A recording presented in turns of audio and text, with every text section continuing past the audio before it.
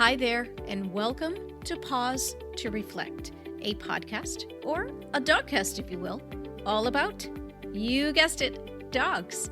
Hear inspiring stories of everyday people working with extraordinary dogs and how these dogs help their person in authentic and compelling ways.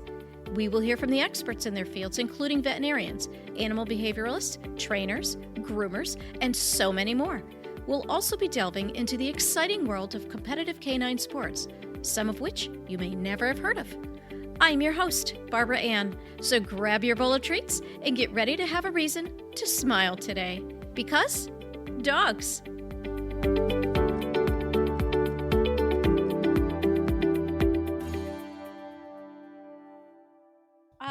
Tell me a little bit about yourself. Introduce yourself, Julian. Are you still in the military? No, ma'am. Julian McDonald, 35 years old. I train dogs out here in Navarre, Florida. Navarre is in between Pensacola and Destin. On my free time, which I haven't had a lot of lately, I spearfish, and so it's starting to warm up. So I'll be able to do a little bit more spearfishing here soon. And then obviously with Layka, kind of, I described it to a friend today that her story's been around for like 10 years and it always comes in waves. So whenever that speeding train comes by, you either jump on it and you ride that train until the train stops, and then another year will come by and it'll be like canine Veterans Days coming up, right, on Sunday. Right. And so, that's all kind of correlates with, the dog, the film that just came out, and then obviously like her story as well, as a whole. And so, I'm always honored to do things like this, and it's just, I'm just hopping on that train right now and riding it until it decides to stop. And I do that because I feel like I owe it to her to make sure, because there's a lot of responsibility in owning somebody. When you own a creature like that has a story like that, it's almost your responsibility to make sure that there's awareness out there. And I always bring it up about, just essentially dogs who don't get taken care of by the military once they perform their duties. Right. you From know what I understand, they referred to her at some point of excess equipment. Is that yes, how they yes, referred yes. to her? So, Yeah. yeah. So tell me a little bit about how your story began with her. How did you even come to start working with her? Well, okay, so April 27th. I was United States Army Ranger in the Special Operations. I did 8 combat deployments in a matter of 6 years. On my 8th combat deployment in Afghanistan, my dog Benno on my birthday got shot in the head, Oh, and he died. So that was April 27th, 2012. April 28th of 2012, I got Layka. So it was literally from the point of him dying, which I did 4 deployments with him. The next day, I got Layka. And so you have to think, operations still roll on. There's not a whole lot of time for mourning. Even when another soldier dies in the special operations, there's a good chance you're going out the next night. So operations move on. You got to keep momentum going forward. The enemy doesn't care, and so you got to keep fighting the good fight. So anyway, I got Lake of the very next day, which would have been April 28th, and we were running missions by April 29th. Um, I only ran a collective of probably about six ops with her, and all of our operations are direct night action raids. So we wait until the nighttime comes, and then we go after the really really bad guys whenever they're sleeping. Um, so we were on our sixth direct night action raid. We landed on what, in military terms, we would call the Y, which is, if you're going to land a helicopter, when we say we're going to land on the X, that means we're landing in your front yard. If we land on the Y, that means we're landing down the road from you.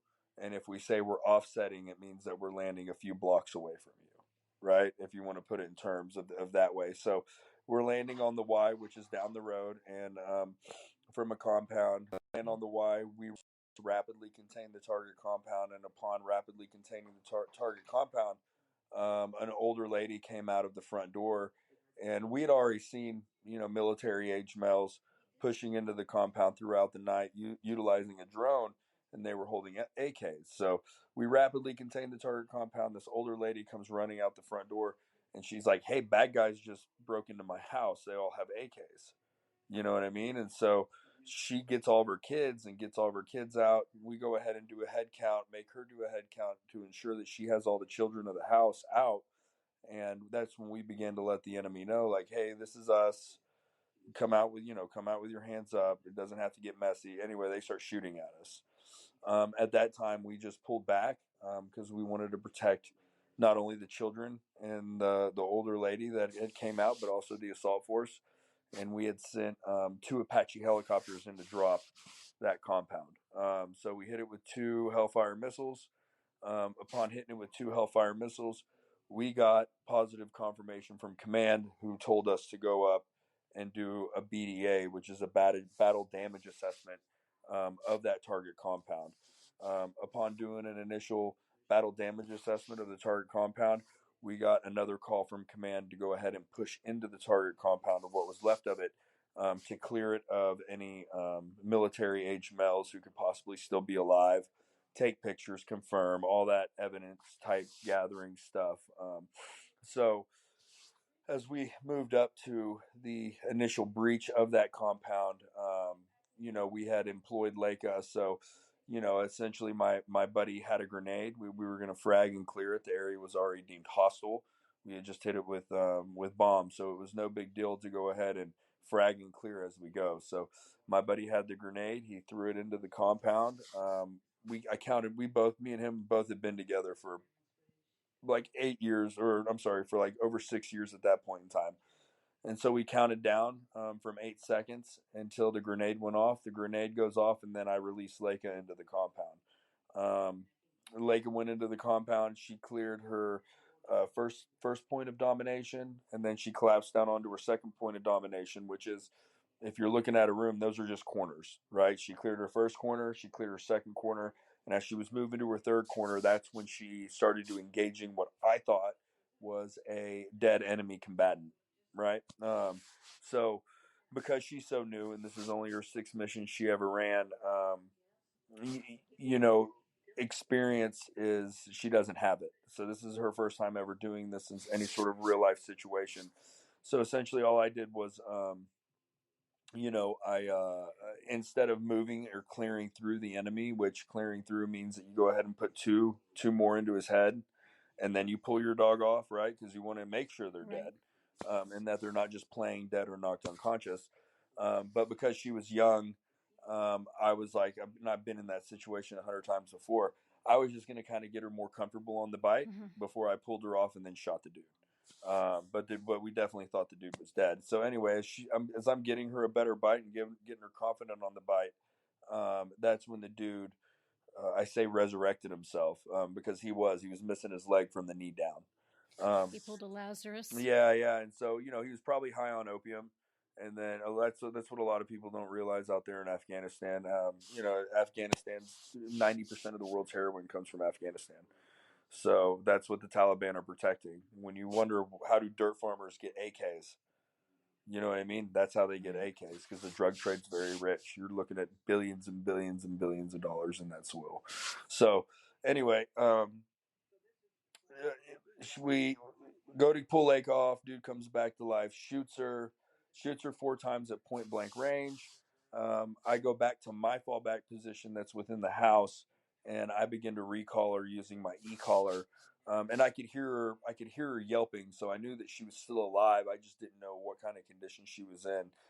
As I approached her, after my good buddy, he was coming in through the adjacent window. He shot the dude and killed him.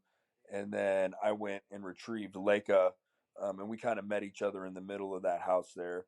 And I ended up grabbing her, and when I grabbed her, ran her out, we fell back all the way to the predetermined fallback position, where that's usually a min safe distance to drop a 500-pound bomb. So I moved back to the min safe distance to drop where our assets can come in and drop a 500-pound bomb, and we started doing medical aid on her. The AK round, as it came in, the first round came in and ripped through the front of her shoulder, and that hit her in the ball and socket. When it hit her in the ball and socket, it essentially shattered that round, and then it splintered all down the side of her body, The splinters then hit her in the back leg, and then they exited out of the bottom of her paw, and then the top of the paw as well, because that's just how bullets travel, right? Once they hit, the velocity slows down, especially when they shatter. They still have velocity, and now they're just more or less ricocheting off bone and tissue. And so that's where that first injury occurred. The second injury occurred, hit her in the other arm, which was right up in it. It looked like the guy had shot underneath her armpit, and that had completely taken out her whole tricep. So she was missing her tricep on her other front leg. And then she had two superficial rounds that had came across her stomach, right? They didn't penetrate. They just, the guy just missed. Yeah. I mean, missed just very, very, like barely.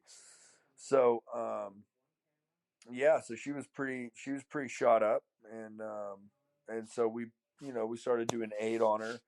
And bottom line is that the Army's not going to risk a multi-million-dollar aircraft to even come get soldiers if they're in the middle of a firefight. So they're definitely not going to risk it for a dog, even if the dog's injured. That's just kind of policy, and that's war. So we had to make sure that the compound was clear again. The assault force went back up there without me. They cleared the compound. That took about another 4 hours. And in that time, I had a PA, which is a physician's assistant, and a medic, and they were both working on her. The only thing I was doing was just helping out with ketamine, pushing ketamine to her, and keeping her out of pain while they worked on her. They worked on her until the birds came in. And then we flew back to our base in Tirana, where we dropped her off and myself at the aid station, and then the rest of the assault force got off at the camp. At the aid station, it took about seven hours to amputate that first front right limb, and then upon amputating it, they went ahead and they assessed the tricep, and they realized that they didn't have the equipment in country to fix her tricep. So that is when they held for the aircraft to fly in a medevac bird, because there's medevac birds going in and out of that country all the time. So she hopped on a medevac flight, went to Germany, where she got another 7-hour surgery to put that tricep back together. Upon putting that tricep back together in Germany, they then shipped her from Germany to San Antonio, Texas, where that's the largest working dog facility in the military, not just the Army, but the whole military and Department of Defense as a whole. They got her there, and then they rehabbed her from May, the end of May, until I got her in August. So I was able to adopt her in August. So you got to think, from the time Benno got shot, April 27th, right? Layka got shot May 22nd. You know what I mean? So you're looking at a less than a month time frame. At that point in time, you have to realize Layka was not a companion of mine at that point in time in my life. Like I didn't care that I cared if she got injured, obviously, because that's my soldier. But I'm still mourning the loss of a dear good friend of mine in Benno, who had done 4 combat deployments, over 600 plus missions, 8 combat ropes, 43 apprehensions, 10 IED finds. I mean, the dog was. They have paintings up of that dog. So, you're looking at, you literally just have your best friend and a very, very skilled asset that dies, and then now you were given essentially a rookie with nothing, that's never done anything, and you throw him into the heat of battle. And so, I didn't have any sort of emotional connection, if you will, with her at that time in my life. It was more or less, I picked her out of the lineup of the dogs because I looked at her and I said, she looks crazy enough that she may save my life. Right. And so, and between your two dogs, it sounds like they've both saved quite a few oh lives. yeah, absolutely. And so, it's just one of those things. I got her. And so, the reason why I adopted her is I adopted her because I wanted to make sure she was taken care of. Right. Right. They were pushing to put her down. I made a big fuss about it. I was like, why are we going to do the enemy's job for them? Right. I heard that was the quote that I heard was something to the effect of, if you put her down, then they win. Oh yeah. If you put her in, and I'm not wrong. We don't, go ahead and put soldiers down for missing legs. You know what I mean? So I think that's where just the disconnect with your office soldiers, your officers who work in offices, and Right. Yeah. your people on the ground who are actually, they have their hands in the dirt, in the mud. That's where your disconnect is, and there'll always be a disconnect there. So, essentially, the paper pusher said, "Put her down." I kind of lost my military bearing a little bit, and convinced them to not put her down. And then I was able to adopt her in August of 2012. Um, and then, Now she was officially retired in yep, August of yeah. She was no 2012, longer if I military remember. Yeah. property, and so I signed Yeah. all. And it's, and when we say retired, they don't have a retirement ceremony. It's Hmm. liability paperwork you're signing. Right. That's all it is. Right. It's Right. just liability paperwork. So you got to think, when she was still having surgeries, I had my third dog at that point in time. Essentially, when she left Afghanistan and she got to Germany, like after her Germany thing, I lost touch with her a lot because obviously missions go on. I'm still trying to get home safe to get, see my son, and stuff like that. And so they had actually given me a third dog. She woke up from her medical induced coma with missing a limb. Her last clear thing that she remembers is obviously getting shot. And she wakes up and she's in San Antonio and she becomes aggressive. And when she became aggressive, a lot of people were scared of her, even though they're a military dog facility. They were scared of her because she's a special operations dog. And so our dogs are a lot different than your MP dogs or any other dogs that the military has to offer as far as aggression and what they're capable of doing. And so, they put her in a kennel, and she ended up chewing her tail off. Oh, poor thing. So, because I mean, you got to think, like, you get shot and now you wake up in solitary confinement. Right. Right. You know what I mean? And so, you don't have to put it on there, but they, like they would drape blankets over her kennel, thinking that it would calm her down. And so you got to think, you're essentially shot to shit, and they put a kennel, and then they stick you in this small box with a blanket over it where it's dark all the time, and she just kind of lost her mind in there. Right. And so, knowing what I know now, training dogs for the last 15 years, you know that that's the wrong answer. Right. Like, that's not really how you approach things, not in a healthy way. She win since World War II, she's the only dog since World War II that received what was it? It was Official Medal the of Medal of Heroism. Heroism Award. Yeah. Tell me about that. Yep. Once again, it was nothing that, I put in for or jockeyed for her to get.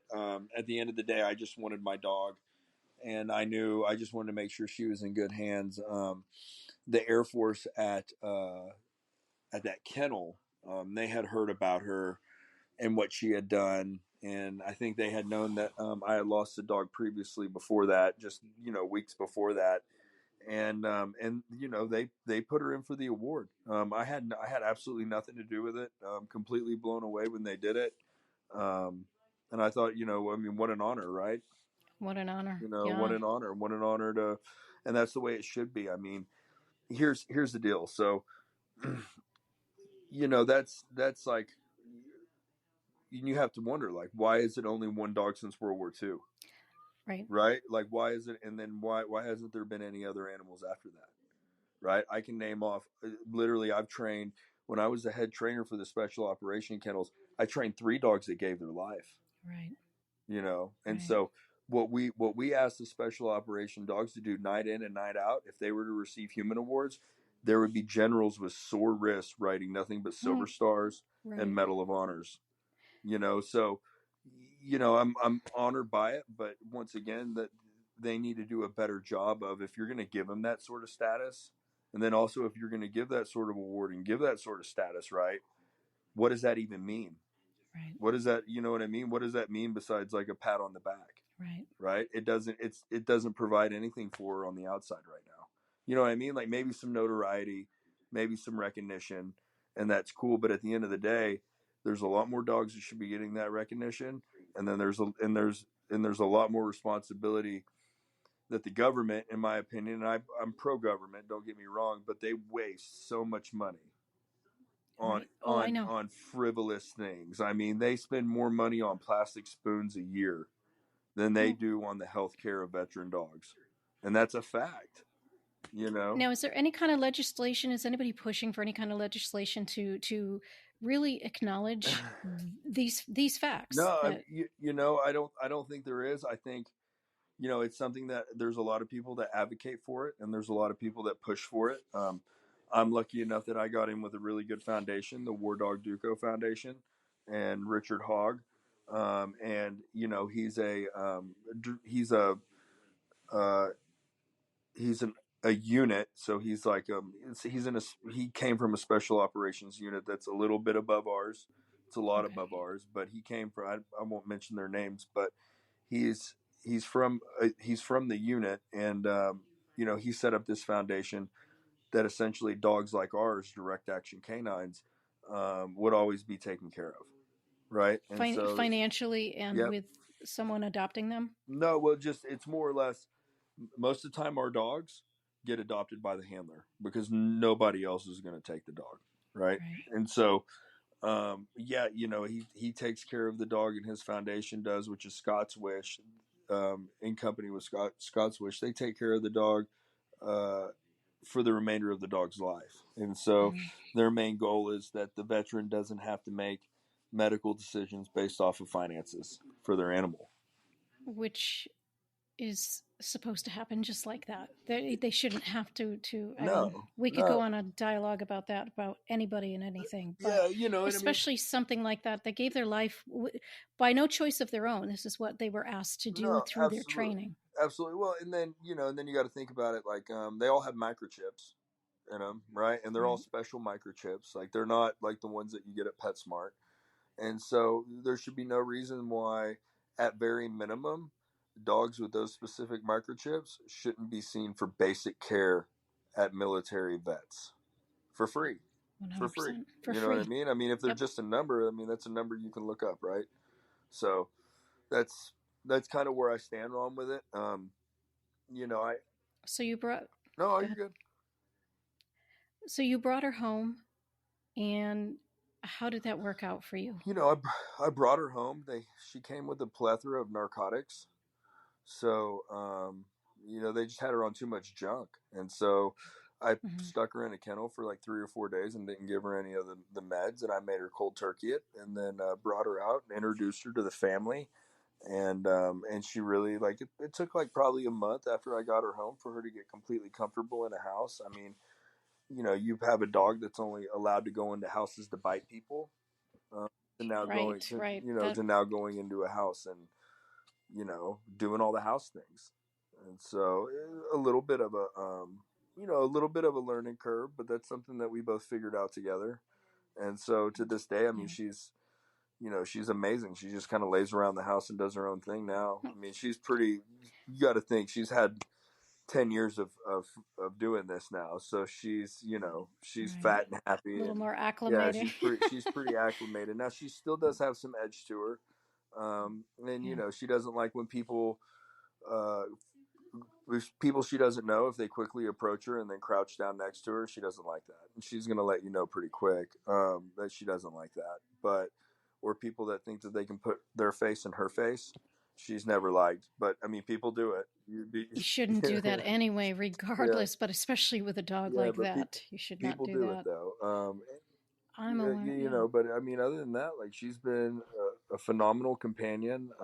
You know, if you know, like I said in the beginning, and it sounds bad to say, but you know, in combat, she was, you know, she was something that needed to save my life and my friend's life. On the outside now, what she means more to me than anything is she's after 10 years of doing this, she's my sister. You know, she's a complete piece of my family. You know, without her, and the journey that I've had to go through as far as transitioning to civilian life, from 8 combat deployments, Purple Heart, all that stuff, transitioning to civilian life.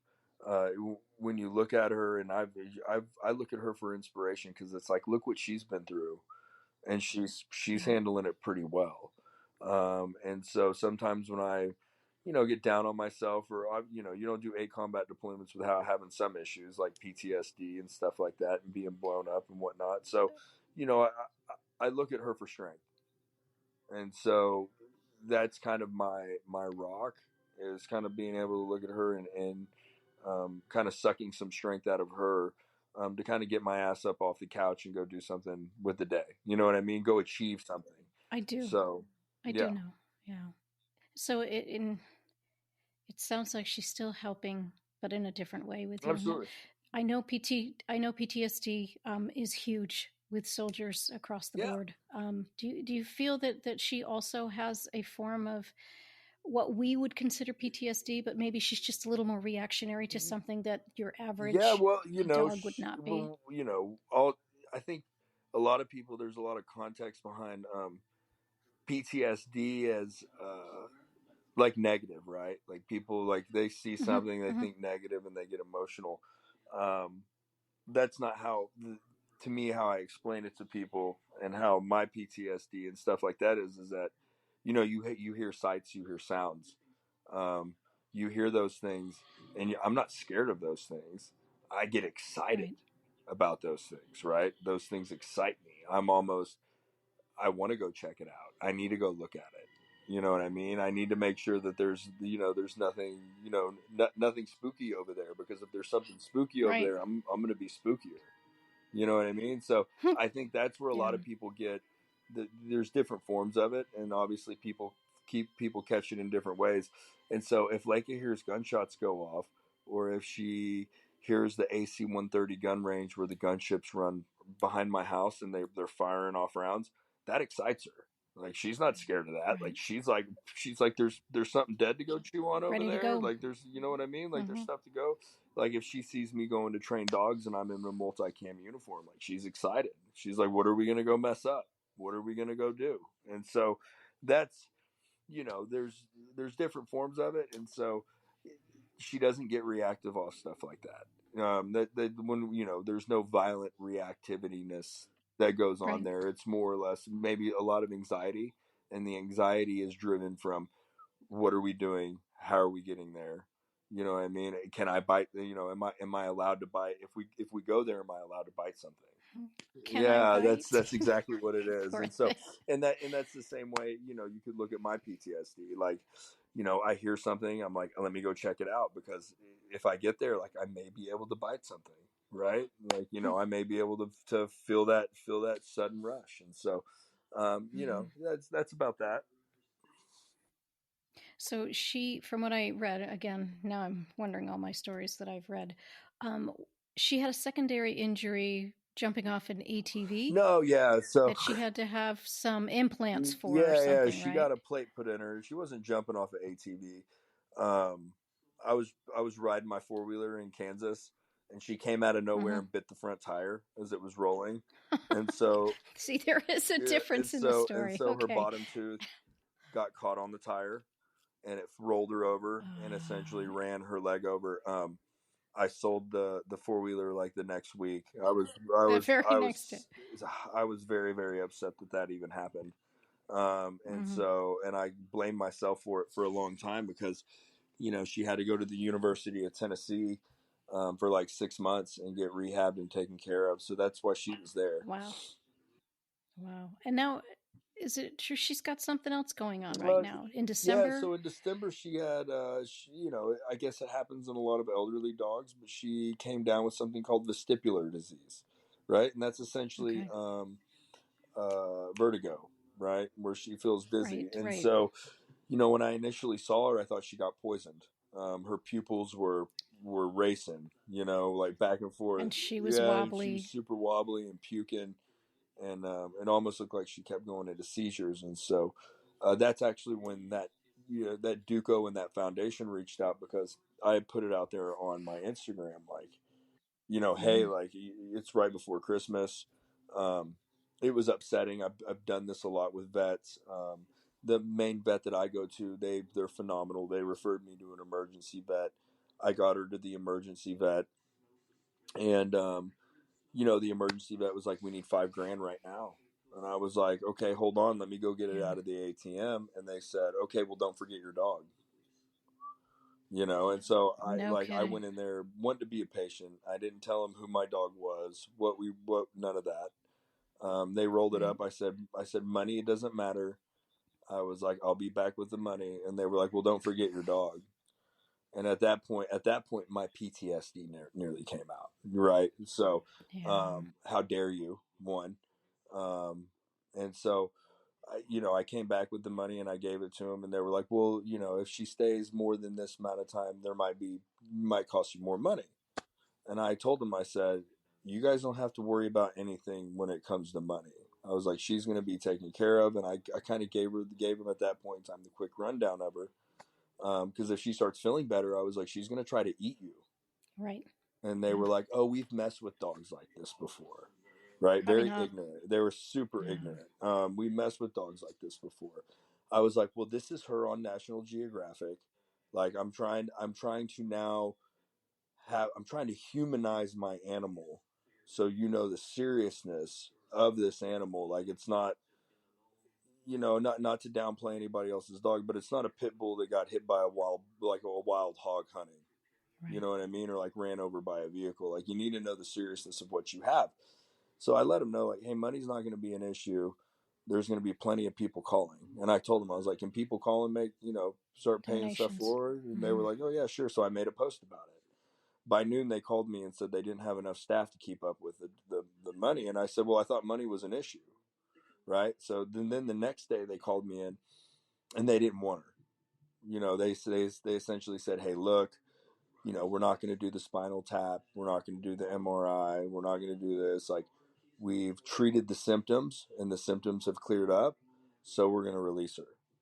And I was like, but you guys didn't do A through Z that you said you were going to do. This has happened before. What they realized is they realized who they had in their Right. office, and they didn't want to be the ones that say we fucked up. Right? Like, we fucked up this elderly dog, and now she died Right. on our table, or she died in our care, because a dog like her with that name would tank their company, right? So it's more of a liability for her to even be there, rather than anything else. And so that's when Richard Hogg reached out to me and was like, no. He was like, this is too easy. We coordinated with Scott's Wish. We got her to the Auburn University Pet Med facility in Gulf Breeze. And so the surgeon that was actually there had actually put Layka's tricep together in Germany. So He was very with her. familiar with her. And so, that's when he brought up that, does she still have shrapnel in her face? And I was like, what do you mean shrapnel in her face? You didn't and know. He was like, we can't run an MRI until we do a CT scan to confirm whether or not the shrapnel's still in her face. I had no idea about this. So it was a good thing he was there. So yeah, she still did. She had a little piece of shrapnel that's right here, where her nose is at. But no, I mean, it ended up working out, and so I got really good friends in the Auburn Pet Med. I don't plan on moving anytime soon, and that's probably where I'll be taking her from here on out. Right. So, is there something that you feel that people misunderstand about Layka? That Layka? Yeah. That she's just not a pet. You know what I mean? Like, she's not a pet type dog. She's not your typical dog.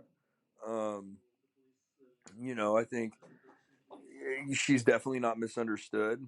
Her breed, Except for the people who put their face down and say hi. that's probably the only thing that's misunderstood, is that right there. You know what I mean? Right. Just people not respecting boundaries when it comes to her. Like, she's very appealing through the eyes, and so I think people really are drawn to her. And so, and then they see her and they're like, oh man, look at her, and they know her story. And so, I think there's just something that doesn't compute with their brain, that doesn't fire correctly, that they're like, oh, let me touch it. You know what I mean? Like, let me touch it. Let I me do. get let me touch the dragon. And it's like, it's still a dragon. You know what I mean? Don't do it. It's still a dragon, man. Like, Don't doesn't matter what it is. So, that's too funny. That's it. I think, I think the biggest thing I want people to know is just,